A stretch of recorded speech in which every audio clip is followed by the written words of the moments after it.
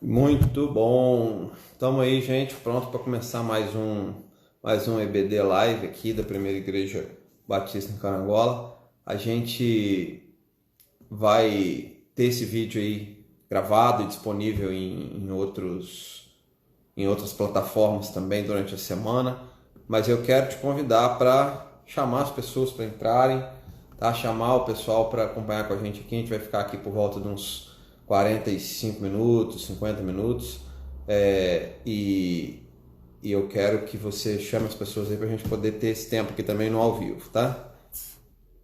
Robin, bom dia. Vamos lá.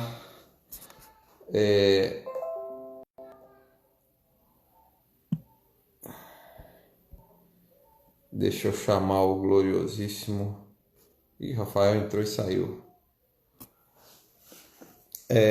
A gente já vai começar, vai chamando as pessoas aí, convide as pessoas que você conhece para poder acompanhar nossa transmissão. Kennedy, bom dia. Estou aguardando o Rafael aí para a gente poder já começar juntos. Ele entrou aqui, mas saiu de novo.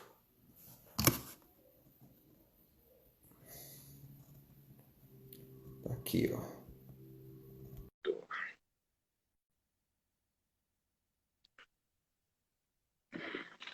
Hoje a gente vai continuar, pessoal, fazendo aquele estudo sobre o relativismo.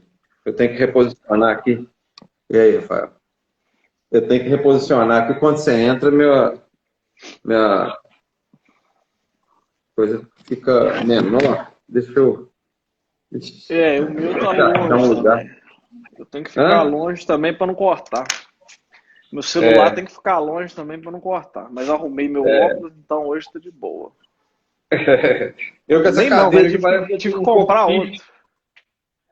Comprar outro o quê? Outra armação, a minha quebrou. Ah, tá. Eu achei que era outro celular. Não, também não. Essa crise O não. celular agora vai virar fralda na mão desse rapaz aí, ó. Rapaz. Muita coisa vai virar fralda. Ai, ai, ai. Bom dia, pessoal. Quem entrou aí depois do que eu estava falando, a gente vai seguir fazendo o tema relativismo, né? Que a gente falou semana passada.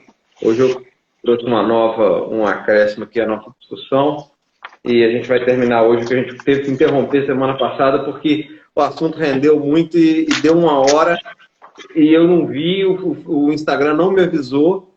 A gente teve que encerrar, assim, abruptamente, porque fomos pegos meio de surpresa. Mas hoje a gente eu já estou marcando aqui, ó, para esse coisa me avisar na hora que der o tempo certo. Então, mais um minutinho aí para você chamar seus amigos aí para assistir. Pessoal lá da igreja, gente, então, tem muito pouca gente acompanhando a gente aqui no ao vivo. O pessoal está assistindo muito depois.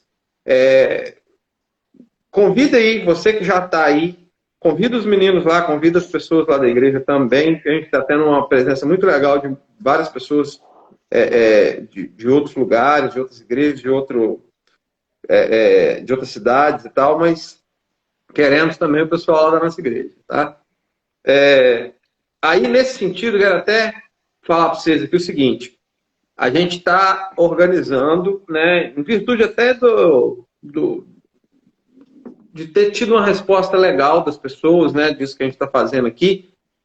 O pessoal do grupo de mídia lá da igreja, de mídias sociais, de filmagem e tal, convidou a gente essa semana para gravar os vídeos da EBD lá na igreja, num ambiente melhor, né? Não com essas câmeras de celular aí, que talvez, né, que não deixam uma imagem tão boa e tal.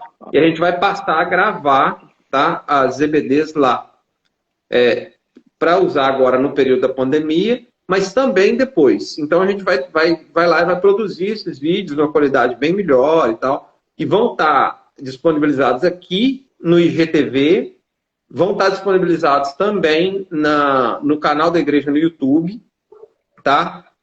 Então, assim, e a gente vai continuar também fazendo as lives. Só que as lives, nós vamos mudar o horário, tá? Não vai ser mais nesse horário, que é o horário tradicional da nossa escola lá, então a gente adaptou, trazendo para cá, mas não é um horário que tá funcionando bem, porque a maioria da nossa audiência não assiste ao vivo, entendeu? Assiste depois. Então, a gente quer adaptar isso e buscar um outro horário onde a gente vai fazer a transmissão ao vivo. Talvez ela nem seja mais semanal também, depois que a gente tiver os vídeos gravados, ela vai ter outra periodicidade, mas vai continuar rolando. Inclusive, depois que voltar a EBD presencial, também vai continuar rolando, tá bom?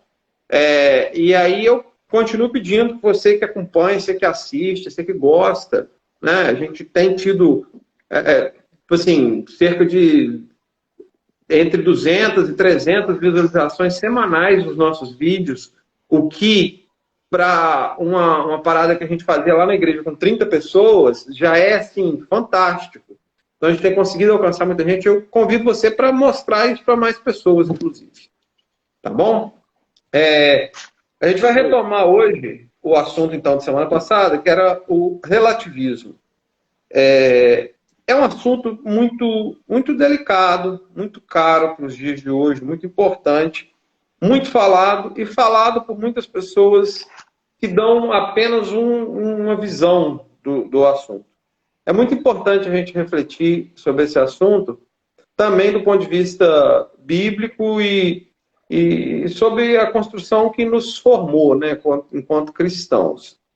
E é nesse sentido que eu quero te convidar para refletir hoje. Por isso a gente vai entregar esse momento aqui a Deus em oração. Te convido, por onde você estiver aí, você dedique esse tempo. Se você está nos acompanhando também de outras, tem outra confissão, outra religião, ou pertence a outra denominação, você é muito bem-vindo.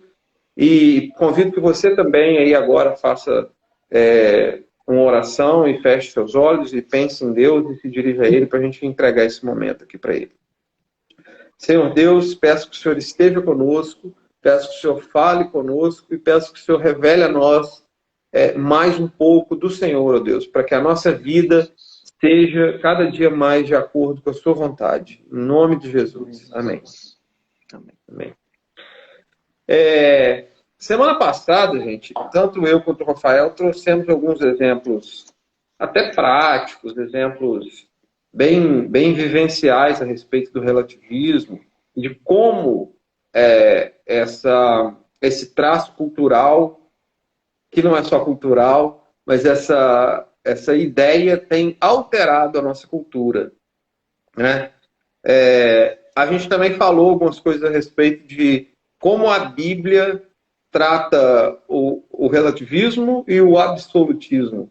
Não como absolutismo, né? Quem é da história aí vai se remeter lá aos déspotas, aos reis que eram ditadores absolutistas, mas não é só nesse termo político, mas num termo mais filosófico, se referindo àquilo que é inquestionável, que é absoluto. Enquanto o relativo depende de interpretação, depende de ponto de vista, pode ser, de uma certa forma, numa determinada circunstância, pode não ser diferente em outra circunstância. Tá? Nesse sentido que a gente está tratando, absoluto e relativo.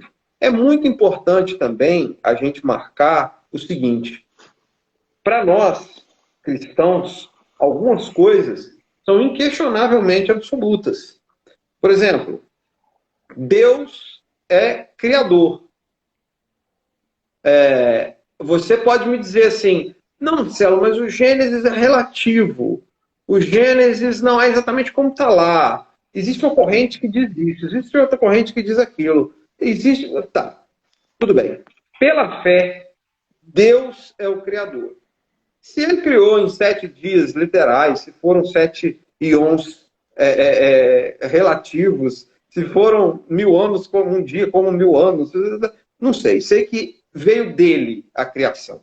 Se ele criou num ponto e aquilo evoluiu, ou se ele criou e está do mesmo jeito até hoje, se ele criou e deixou solto, ou se ele criou e continua interferindo, são outras discussões. Mas para mim, para o cristianismo, melhor dizendo, Deus é um Deus criador. O plano de redenção feito através de Jesus é o que me dá a salvação. É o que me permite ser salvo do buraco onde o pecado me inseriu. E me coloca de volta, de mãos dadas com Deus. Ou pelo menos com essa possibilidade.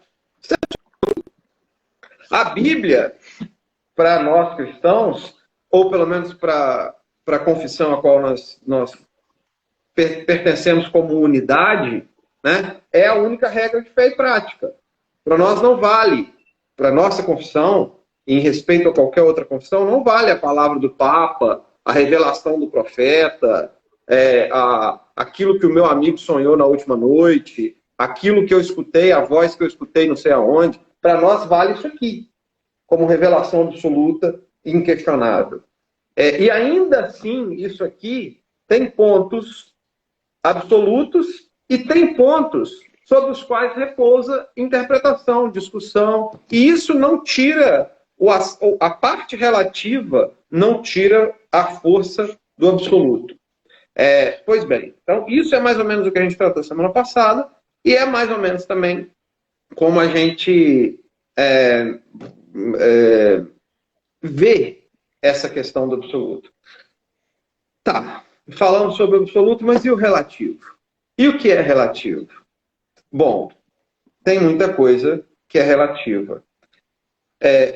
Eu queria trazer aqui para a discussão e também para o Rafael colocar o ponto de vista dele, porque isso também, essa tela dividida aqui, ó, comigo e com o Rafael aqui. O Rafael tá na parte de baixo também, né? Tô na parte de baixo. Também, tá, né? Porque eu vi aqui apontando para Tô na parte de baixo. Essa tela dividida aqui também é uma expressão do valor que a gente também não deixa de dar aos pontos de vista e ao relativo. Porque aqui estou eu falando, o Rafael não sou eu, o Rafael é outra pessoa, é outro ponto de vista. Pode ter semelhanças, pode ter afinidades, pode ter o que for, mas é outra pessoa. Eu queria trazer à discussão dois pontos aqui, dois aspectos, ou melhor, duas caracterizações do relativismo. O relativismo cultural, que é uma ideia lá da sociologia, e o relativismo moral, que também afeta a sociologia, ainda que não seja só dele.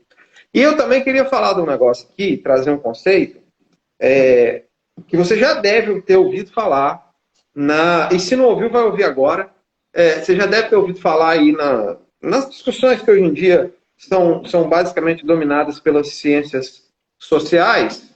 O Brasil, né, especificamente, é muito fraco em hard science e investiu nos últimos anos só mesmo na soft science, nas humanas, digamos assim, o que é ótimo, né? Não estou aqui dizendo que é ruim, mas ele meio que concentrou o investimento nessa área nos últimos anos aí. E é uma palavra que você escuta muito, que é o etnocentrismo.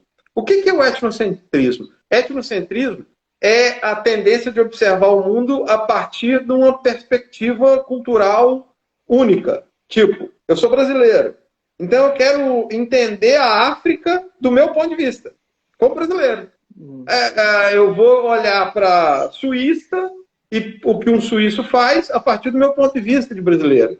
O etnocentrismo ainda tem um outro traço, que que não é necessariamente ligado a ele, mas na maioria das vezes ligado, que é a percepção de uma superioridade cultural, né?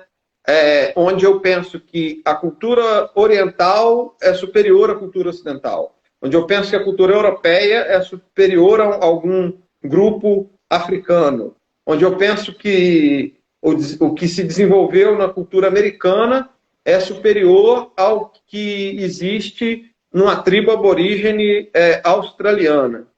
Entendeu? Isso é uma manifestação etnocêntrica, tá? Como a sociologia define lá. E aí, nos últimos anos, principalmente a partir de uma visão... como é que eu falo aqui? dialética, mas é uma visão assim de questionamento constante, né? O que no senso comum aí está se chamando de problematização, ou que no senso mais comum ainda começou a se chamar de mimimi. Textão. Hã? É o textão. É o textão, é onde essa situação toda toca naquilo que a gente falou semana passada, da desconstrução.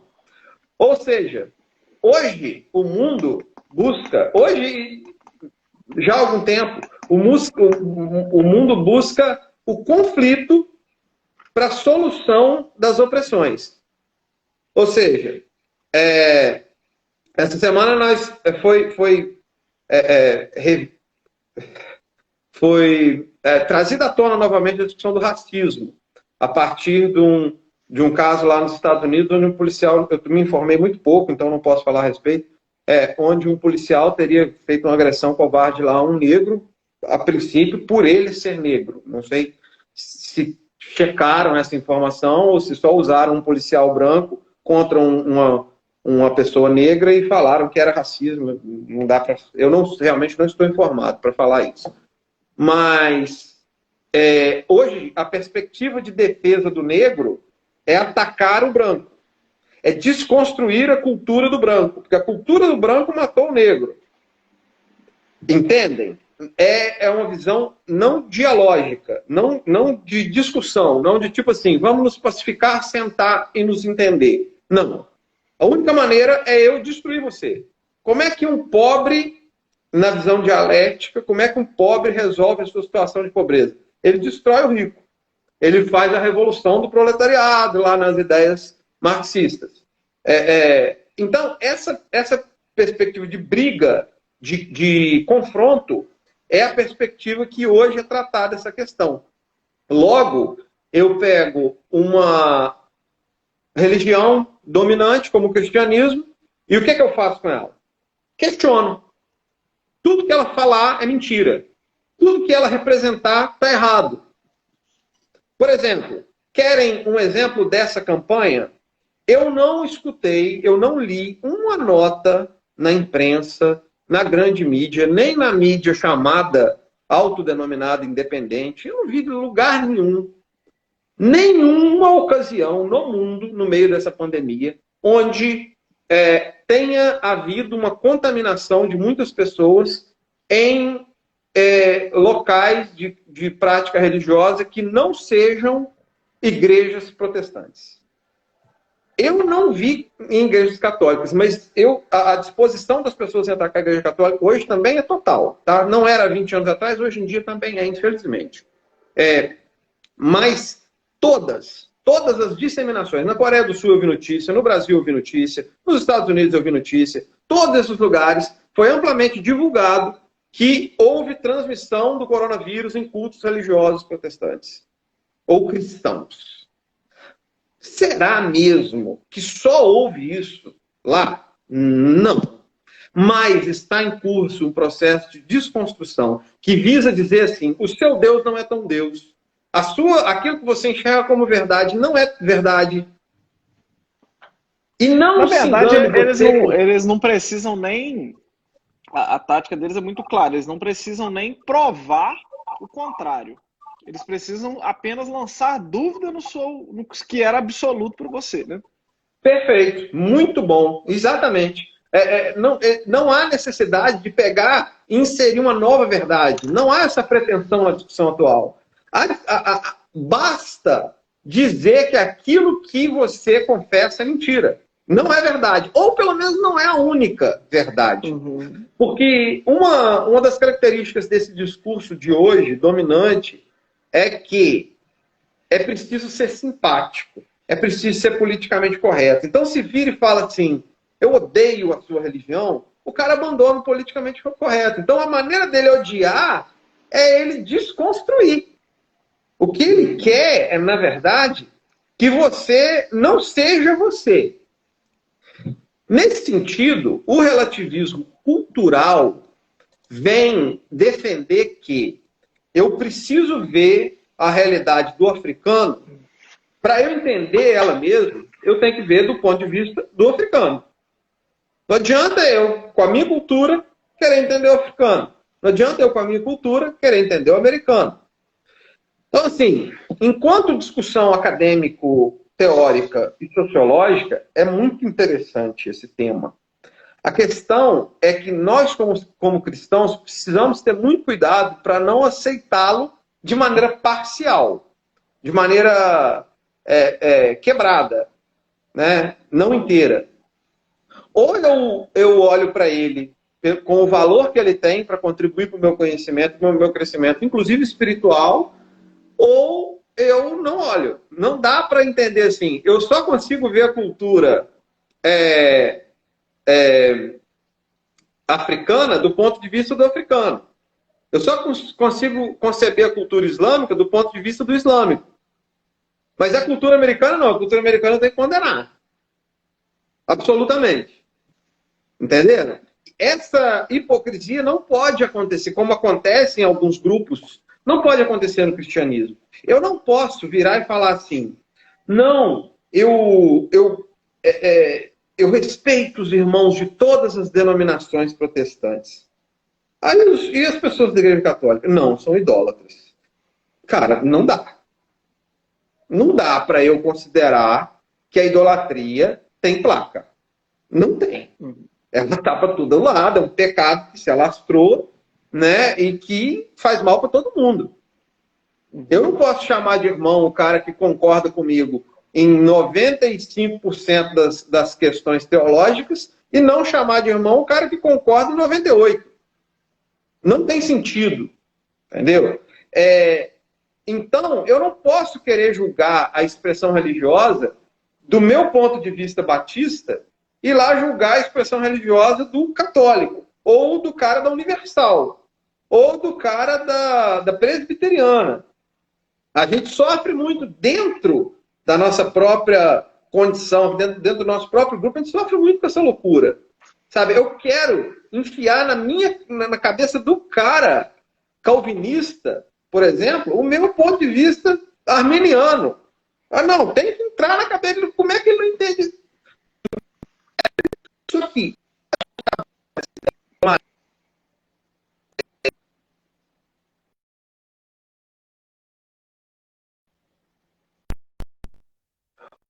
Abraça essa ideia de uma maneira ampla e entende ela, Marcelo, e procura aplicá-la. A sua conexão cortou aqui para mim. Não sei se cortou para todo mundo. Cortou.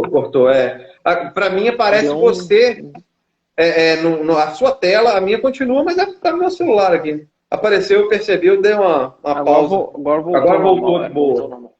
Voltou normal. Então eu não posso perceber isso de maneira seletiva. Eu tenho que escolher, ou eu escolho um lado, confesso esse lado, ou eu abraço essa questão de maneira ampla. Tá difícil, né? Eu vou ter que procurar acesso de novo. Nesse sentido também, queria só falar a respeito do relativismo moral. Porque esse é ainda mais difícil de lidar. Enquanto o relativismo cultural está separado pelas fronteiras, muitas vezes, hoje em dia menos, mas né, é muito difícil eu ter os traços da cultura francesa estando lá longe da França, é mais fácil lá e tal. Agora, o relativismo moral, ele é mais difundido no nosso dia. Esse manifesta como o seguinte. Por exemplo,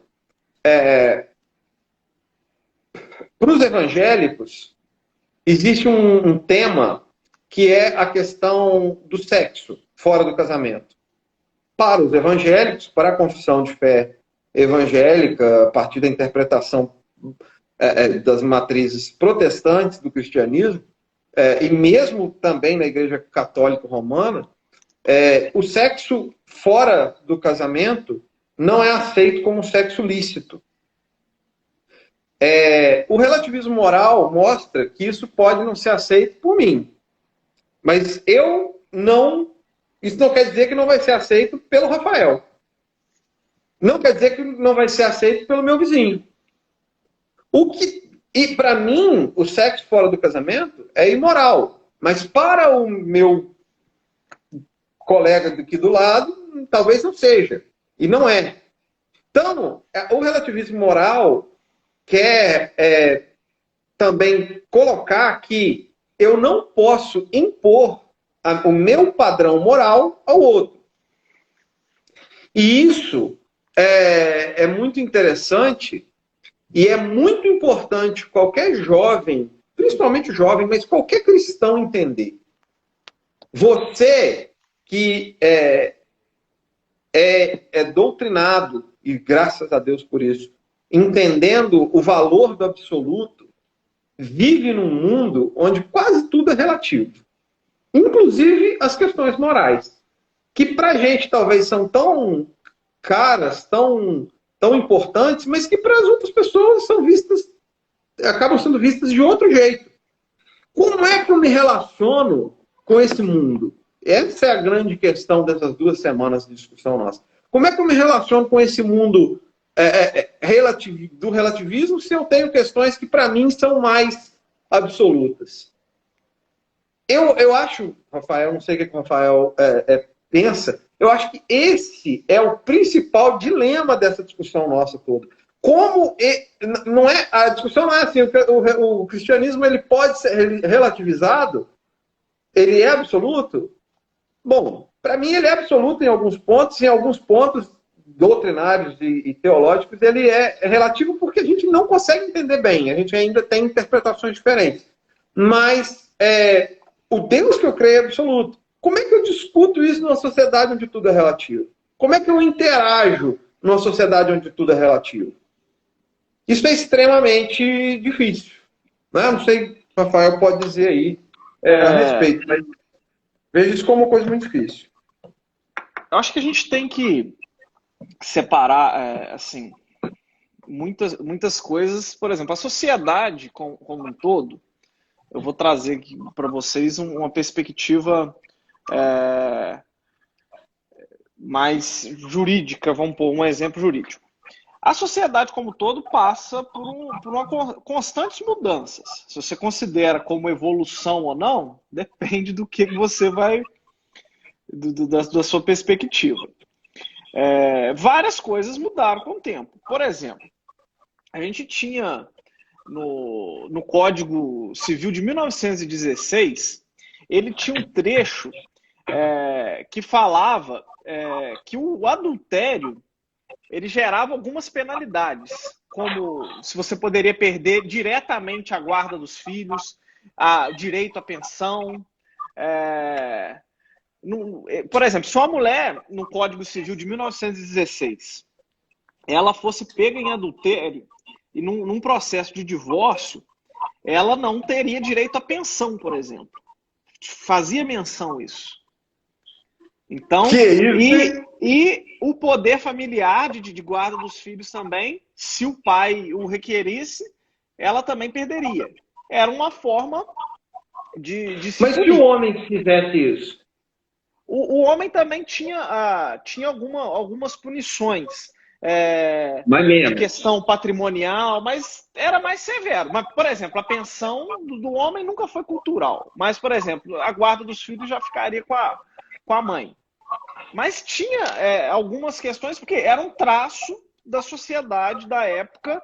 Uma mulher que traísse seu marido, ela era totalmente mal vista da época, né? Era a margem da sociedade e isso, socialmente, isso mudou, né?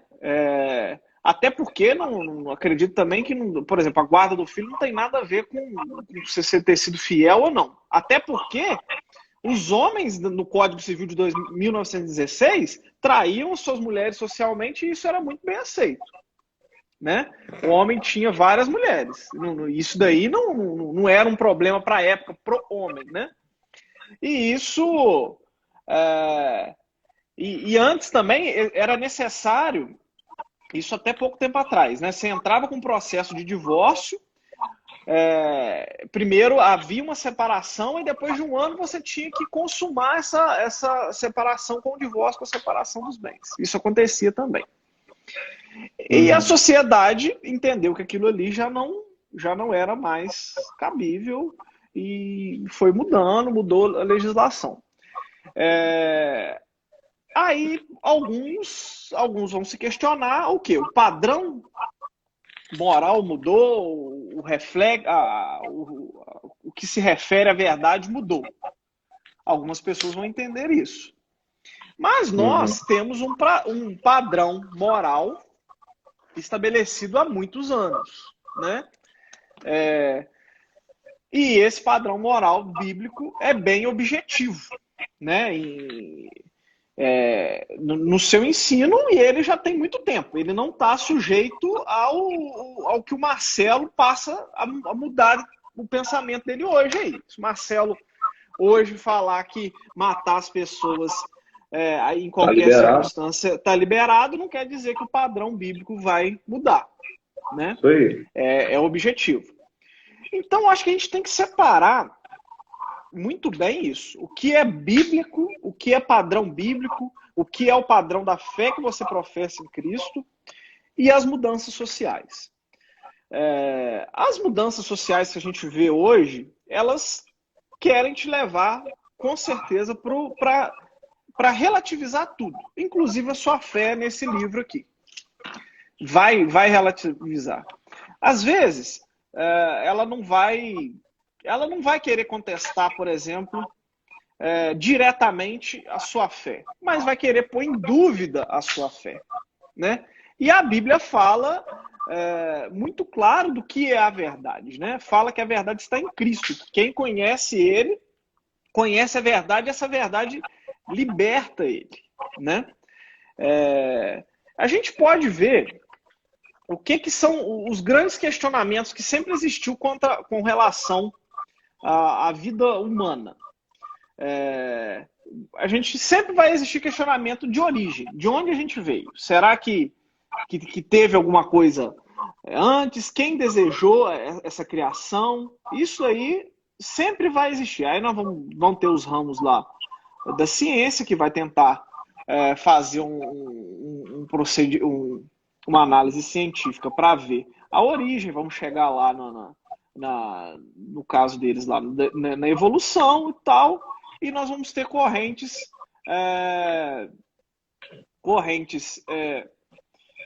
de teólogos que vão negar totalmente, e correntes de teólogos que vão tentar associar o desenvolvimento científico, o entendimento científico, à criação descrita aqui na Bíblia. A gente não vai ter uma resposta absoluta, porque nem tudo é exatamente explicado. Tem até um estudo que uma vez a gente fez lá na EBD, fazendo a relação do Big Bang com o ato da criação lá em Gênesis, né? Muito interessante. Mas esse questionamento da nossa origem sempre pautou muitas discussões, né? Mas a Bíblia nos revela claramente qual que é a nossa origem. Marcelo já citou, nós cremos num Deus que criou todas as coisas e que criou você à imagem e semelhança dele. Mas o relativismo vai sempre pôr em xeque isso. Olha, como que aconteceu isso? Como que o seu Deus criou todas as coisas? Se ele é o criador de todas as coisas, por que existe tal situação? Por que ele deixa tal coisa acontecer? Sempre vão existir coisas para tentar relativizar a sua fé. Outro ponto também vai ser quem você é, qual que é a sua identidade, né? Quem é o Marcelo? A Bíblia revela para o Marcelo o que Deus quer do homem, né? Quem é o homem perante Deus? O que aconteceu historicamente, as correções de curso que a Bíblia trouxe para o homem. Outra questão que vão ser sempre suscitada, propósito. Por que nós estamos aqui na Terra? A Bíblia também vai te trazer um panorama sobre isso. Um panorama geral de chamado, de propósito de vida para todos. E também através da Bíblia, do seu relacionamento com Deus, você vai descobrir seus propósitos específicos, né? Uns vão ser chamados para determinadas coisas, dons de pastor, de mestre, de evangelista. E isso também tá revelado na Bíblia. O que vai acontecer? O nosso destino é um grande questionamento da humanidade. O que acontece após a morte? Aí nós vamos ter diversos entendimentos de várias religiões do que acontece depois da morte. A Bíblia também traz uma resposta absoluta para isso, do que acontece depois da morte. Ela vai nos revelar a eternidade e vai nos dar as opções, uma eternidade com Deus ou uma eternidade sem Deus. Verdade absoluta. E também, como a gente falou no início, ela nos traz um padrão moral absoluto, do que Deus entende ser o padrão moral. Nós vamos ter discussões sobre o que é certo e o que é errado? Vai ter muitas discussões. Mas se você pautar pela Bíblia, você vai conseguir achar um caminho, um caminho para você se direcionar. E dentro da Bíblia nós temos vários exemplos do homem tentando dar uma ajeitadinha no que o padrão moral que Deus trouxe para o homem, né? A gente falou na semana passada, em Gênesis está lá escrito que o homem e a mulher deixariam seus pais e se tornariam uma só carne. Mas a gente vê que na trajetória histórica da Bíblia aqui, a gente teve um Salomão aí que teve milhares. Se desviou do padrão que era a Bíblia. Mas isso queria dizer que o padrão moral de Deus mudou? Ou foi a percepção de Salomão e dos homens da sua época que mudaram? Porque depois... Rafael, para ilustrar isso aí que você falou, eu quero só lembrar que o texto de Malaquias 3, no capítulo 6, fala assim, e aí também é uma discussão ampla, não quero aqui entrar nela, mas só para ilustrar sua fala. Porque eu, o Senhor, não mudo. Porque isso, vós, ó filhos de Jacó, por isso vós, ó filhos de Jacó, não sois consumidos. Deus reafirma aqui o seu caráter imutável enquanto essência, né? Nós não estamos falando aqui da opinião dele ou da decisão tomada por ele. Deus decide uma coisa, não volta atrás, não sei, não é isso aí. Ele, enquanto Deus, não muda. Então, a gente tem esses padrões absolutos na Bíblia. A gente tem.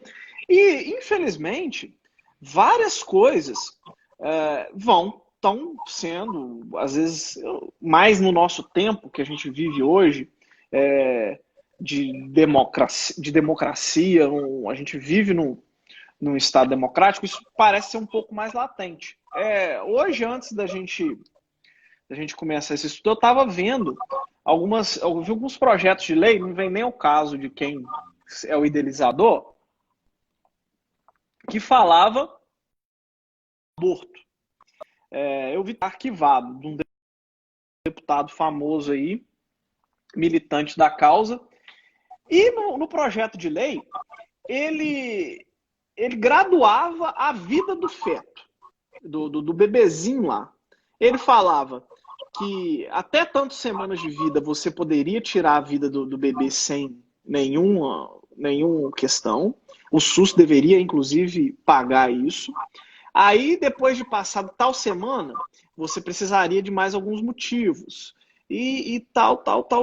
Ele estava ali regrando o que era vida e o que não era vida.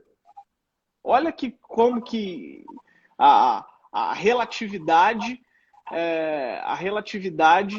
pega em todas as áreas, né? Então, o que tinha tantas semanas poderia morrer independente, só o desejo da mulher. O que tinha outras semanas um pouquinho a mais, eu acho que até 12 podia morrer de qualquer jeito. Não tinha justificativa nenhuma.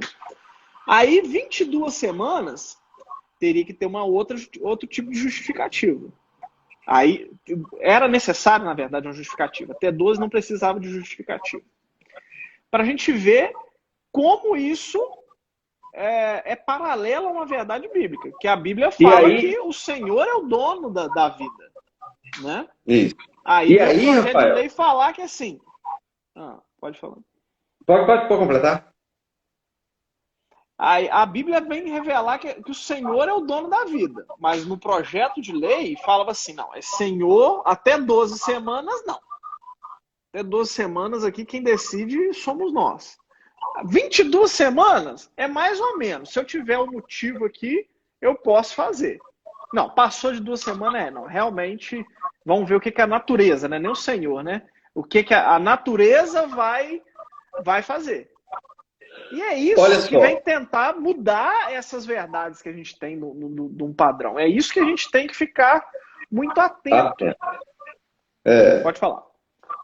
Olha só, é preciso marcar uma posição aqui que é a seguinte. Talvez você que está vendo a gente, talvez você que vai ver depois e tal, você recebeu a indicação desse vídeo, tipo, os caras lá da Igreja Batista estão fazendo... Talvez você até tenha uma carga de preconceito em relação a nós, não sei. Ou não, ou simplesmente imagina coisas e tal. Então vamos clarificar, vamos deixar o troço mais claro. Tem um monte de paradas que a gente acha que é absoluto mesmo. Tá? E tem coisas que a gente acha que não é. Que podem ser relativizadas. Mas quando uma afirmação como a verdade é relativa é feita, é preciso que a gente tenha uma decisão a tomar. Que eu quero abraçar isso ou eu quero ser um hipócrita babaca. Porque se eu quiser abraçar isso, eu preciso entender que se a verdade é relativa, essa afirmação é relativa. Certo?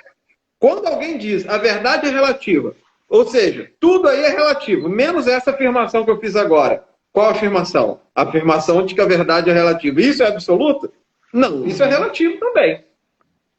Então, a verdade é relativa, inclusive essa afirmação.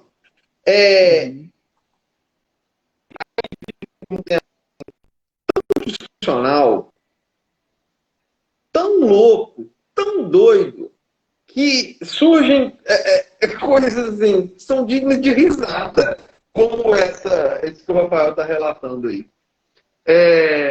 Como é que eu posso relativizar a vida nos seus estágios iniciais e querer vender na mesma plataforma política uma ideia de abraço absoluto à vida em outros estágios?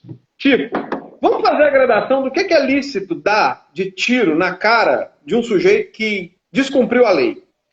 Por exemplo, a sociedade aplaudiu há uns meses atrás quando aquele rapaz sequestrou aquele ônibus e o governador lá do Rio saiu comemorando depois que um sniper deu na cabeça dele.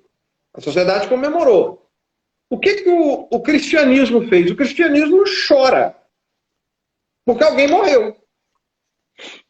O cristianismo não comemora a morte de uma pessoa. Se nós entendermos que essa pessoa morreu sem se religar a Deus, sem ter tido a oportunidade, ou mesmo tendo a oportunidade e tenha rejeitado a oportunidade de aceitar a salvação dada por Jesus, para nós a notícia é pior ainda. Além daquela vida ter sido interrompida, ela ainda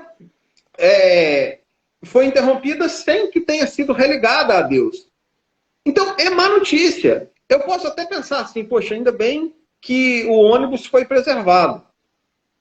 E não, né, mais pessoas não morreram. Aquele rapaz que fez uma atitude marginal, uma atitude à margem da sociedade, que ele tenha tido a consequência da sua atitude. Ok, mas que pena que ele morreu. Entendeu? Eu não posso... A gente está nessa situação muito polarizado no Brasil, né, Marcelo? A gente, de um lado, a gente vê o que a gente estava conversando na semana passada. A gente vê pessoas que defendem, por exemplo, a inclusão da mulher em cargos de proeminência, que é uma causa muito bacana. A mulher é muito capaz para muita coisa e muito mais capaz que o homem em várias coisas. Isso aí não tem sentido nenhum, uma distinção salarial Uma barreira, no Brasil, né? Uma barreira artificial. Mas a gente vê a gente vê que mulheres chegam em postos assim, ainda assim com toda essa dificuldade, mas elas só possuem valor para esses movimentos se ela é ideologicamente vinculada a eles. Essa seletividade é muito gritante no Brasil. Essa seletividade mostra a hipocrisia que é dominado pelo partidarismo. Quem é dominado pelo partidarismo político vai sempre ser hipócrita. E aí eu preciso tomar uma decisão. A Luciana cita uma frase muito usada por alguns grupos políticos aí, de bandido bom é bandido morto. Um cristão não pode abraçar uma frase dessa. Eu jamais posso abraçar uma frase dessa enquanto cristão. Eu preciso reconhecer que o bandido bom é o bandido que deixou de ser bandido. É o bandido que entendeu que aquilo que ele fazia não era de acordo com o que Deus queria para a vida dele e ele deixou de ser bandido. E que cumpriu sua pena compatível a isso. Eu preciso respeitar os mecanismos sociais que buscam desincentivar a prática do banditismo. Eu não posso também querer virar o mundo de cabeça para baixo com a falsa alegação de que estou defendendo aquele cara que diz ser vítima. Isso é ridículo. Isso é só quem está muito com a cabeça muito viciada que consegue entender. Enxergar, aliás, dessa forma. Agora, é preciso que o cristão, e aqui a gente está tentando tratar da perspectiva cristã, que o cristão, seja ele de que lado do espectro político for, entenda que o bandido bom é o bandido regenerado. E que o feto bom é o feto vivo. Eu não posso amar o bandido e deixar o feto para lá. Eu não posso colocar o assassinato de uma vida no estágio inicial como uma bandeira que é levantada para defender a mulher. Não, a mulher precisa terem corrigidas uma série de distorções sociais que a vitimaram durante muito tempo. Mas, na visão do cristianismo, essa não é uma delas. Eu não resolvo a situação da mulher, a opressão que ela sofreu, o tempo em que ela não pôde trabalhar, o tempo em que... Eu não resolvo isso dando a ela o direito de matar pessoas. Ou dando a um homem com pouco interesse em assumir um filho a possibilidade de ir lá na cabeça da jovenzinha que ele engravidou e falar: tira, e o pagador de impostos ainda vai pagar para você tirar. Entendeu? Isso, gente, não combina com o cristianismo. Veja, então, que o cristianismo não tem compromisso com lados políticos. O cristianismo não é melhor representado pela esquerda ou pela direita e tal. Simplesmente ele não pode ser dominado por nenhum lado do espectro. Hoje, por que a gente traz a discussão política? Porque hoje o relativismo ele é dominado pela política. Ele é dominado pela política. A visão absoluta de algumas coisas é dominada pelo partidarismo político. E a gente precisa soltar algumas questões da discussão política. Entendeu? Precisa. A gente precisa se apegar à Bíblia e se desapegar às paixões políticas. Mateus, no capítulo 7, versículo 24, fala assim: todo aquele, pois, que ouve essas minhas palavras e as pratica, será comparado a um homem prudente, que edificou sua casa sobre a rocha. Ou seja, Jesus mostra aqui que quem segue os ensinamentos dele é como alguém que está firmado em cima da rocha. Essa não é uma visão boa para quem quer relativizar tudo. Entendeu? O cara firmado, ele não está, não. Eu estou firmado, mas depende. Não depende. Eu estou firmado em cima da verdade. Agora, rapidinho, Rafael, desculpa, só para concluir e passo para você. Eu preciso entender a perspectiva da minha fixação sobre a rocha do ponto de vista correto. Jesus, quando entrou no templo e viu os vendilhões lá vendendo as coisas, virou as mesas. Não assassinou os vendilhões. Ele pegou o objeto de venda e jogou no chão. Ele pegou e se expressou veementemente, de maneira dura, de maneira que hoje seria extremamente condenada, né? Jesus não foi bonzinho, Jesus não foi o Jesus pacifista que alguns pintam. Ele chegou metendo o pé nas coisas, mas não tem relato de que ele matou lá ninguém. Nem que ele pegou alguma dessas coisas e jogou na cabeça de um cara. Ou que ele cuspiu em alguém que era contra ele. Não tem nada disso lá.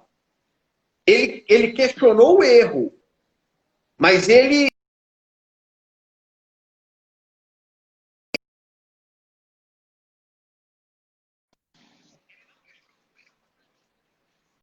E isso é uma grande lição para nós que entendemos estarmos firmados na verdade. Eu não preciso me soltar da verdade para agradar o meu amigo. Agora, eu não preciso ofender o meu amigo, eu não preciso ser violento com o meu amigo, eu nem não preciso ser opressor em relação aos outros para poder reafirmar o fato de eu estar na verdade. Se eu realmente estou firmado em Cristo, eu estou tranquilo. Eu não quero guerra com ninguém. Uhum. Eu quero de vista defender aquilo que eu não quero guerra com ninguém. Tá travando um pouquinho o seu aqui. Você está me escutando? Agora tô. O fato da gente... O que a gente tem que fazer um convite para vocês aqui é para a gente estar firmado realmente na palavra de Deus. Porque quando você vai estar firmado, você vai saber exatamente a sua origem, a sua identidade, o seu propósito, o senso moral que você tem e para onde você vai. Porque quando você tiver isso, e você vai adquirir essa sabedoria que a Bíblia fala muito em sabedoria, você adquirir sabedoria, você vai conseguir fazer as distinções necessárias. Você não vai ser levado por um discurso político que fala defender as liberdades, mas fica flertando com uma ditadura. Você não vai ficar defendendo políticos que por outro lado, que contrariam o senso de liberdade, falando o que você deve crer ou não deve crer, que tudo é relativo, de que tudo é possível. Que tudo é relativo, menos o que eu falo, né? Menos o que eu falo. Pessoas, você não vai se deixar enganar por pessoas que falam que querem o bem comum de todos, uma igualdade, mas desde que nós estamos no poder, determinando tudo que vai ser feito, e nem que para isso custe bilhões de corrupção, a verdade bíblica vai te dar o filtro necessário para você conseguir viver isso daí. Para quando um deputado mal intencionado colocar um projeto de lei lá que vai relativizar a vida das pessoas, você vai saber se posicionar. E você não vai se posicionar pela sua simpatia política com o partido dele, com as ideologias do partido dele. Você não vai se simpatizar com isso. Você vai se simpatizar com a verdade. Político tal, votei nele, mas ele está num movimento que não diz uma verdade que é da minha vida, que é a verdade bíblica. Você vai saber seu filtro de viver. E com diversas outras coisas da sua vida, né? Você vai ter esse filtro, que eu acho que é o mais importante, né? E é a sabedoria bíblica que vai falar isso. Em Provérbios 3, versículo 13, diz o seguinte: feliz o homem que acha sabedoria e o homem que adquire conhecimento, porque melhor é o lucro que ela dá do que a prata e melhor a sua renda do que o ouro mais fino. Mais preciosa é do que pérolas, e tudo que podes desejar não é comparável a ela. Alongar-se-á da vida está na tua mão direita, na sua esquerda riquezas e honra. Os seus caminhos são os caminhos deliciosos e todas as suas veredas paz. É a árvore de vida para os que alcançam, e felizes são os todos que retêm. A gente possa, de fato, reter sabedoria para a gente conseguir ter esse filtro necessário para a gente viver no mundo que quer relativizar tudo que você crê. A verdade é essa.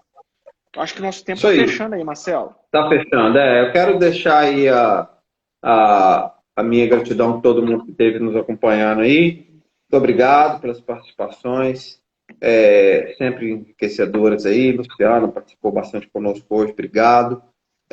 Pessoal que está acompanhando até agora, vai estar disponível essa live, né, no IGTV, provavelmente, ou no Stories, aqui no Instagram, e depois também no canal do YouTube lá da igreja e no Facebook do Metanoia. Divulgue, mostre para as pessoas, a gente vai tentar melhorar isso aqui. Está tendo muito problema com a conexão, principalmente aqui em casa, então peço desculpas aí também por isso, e o vídeo vai subir com esses problemas, mas a gente vai tentar fazer novos formatos e vamos avisar aí durante a semana como é que vai ficar a nossa programação, se a gente volta semana que vem no domingo, se a gente vai estar no outro dia da semana.